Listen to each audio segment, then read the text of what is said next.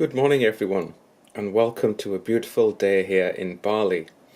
I'm on holiday and I've brought my latest Spinnaker, the SP5056. This is my second Spinnaker.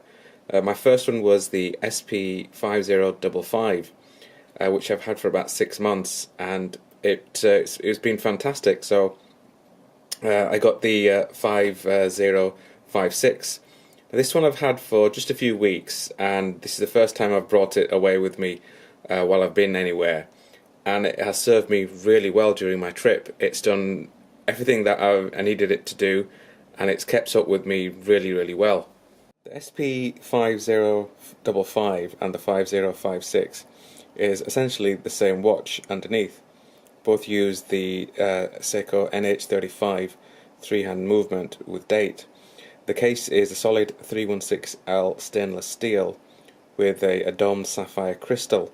It's 46mm in diameter and 13mm thick, and water resistant to 150 meters. Now, some people always complain about water resistance. They need to have a watch which is 200 meters or 300 meters. But 150 meters is more than enough for swimming, even for diving. I'm a diver, and I've never gone more than 30-40 meters below, because when you start going further down, everything just goes black. So this notion where you've got to have a watch which is over 200 meters water resistant to go diving with, it's absolute nonsense.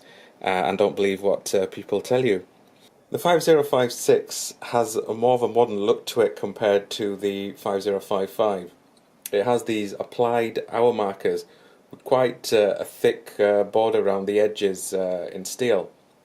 Now, the 5055 does have applied hour markers as well, but the borders are not as thick, and also it has numbers at 6, 9 and 12, where the 5056 just has the applied markers all the way around. The 12 o'clock one, 6 o'clock and 9 o'clock one are slightly thicker compared to the rest of the applied markers. And I do like the sword-shaped hands on the 5056, and it just gives the watch a completely different look to it. Again, it has a stainless steel board around the hands, which suit the watch really well. The dial has this really nice textured finish to it, and on the dial it just has the Spinnaker name, automatic, 500 feet, 150 feet on the dial, which I really do like, and I appreciate that they haven't filled the whole dial with text. It's very minimal. A lot of other brands are just simply filling up the dial with too much text, in my opinion. This is just down straight to the point, and that's all you need, really. You don't need to know the entire manual of a watch. In some cases it looks like they're putting on these dials. Now, as I said earlier, one of the reasons I took this watch with me on holiday was because I needed a tough, reliable watch. I've just got back from taking it ATV riding, where we went over some extremely rough terrain, enough to shake your fillings out your teeth in some cases.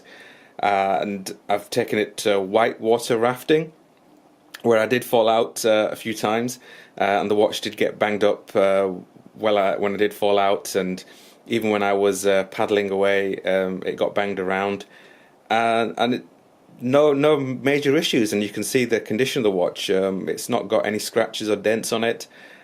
So it didn't hit any major rocks, but even if it had, I wouldn't have been too worried about it. I think it can definitely take it.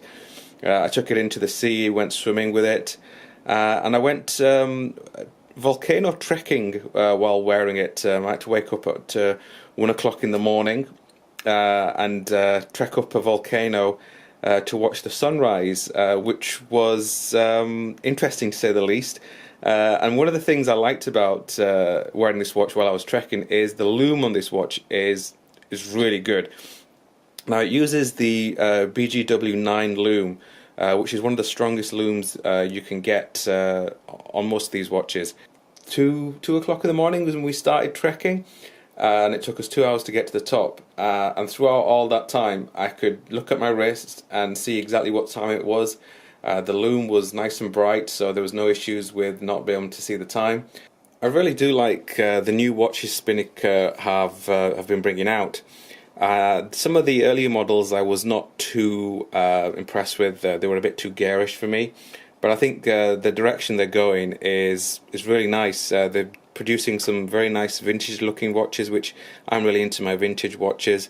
And even the modern interpretation of their watches are really nice, like the 5056. So if you're looking for a watch in the price range of $250, I think it's definitely worth looking at Spinnaker. They've got some really nice watches in the range, and they've got some really nice watches coming up.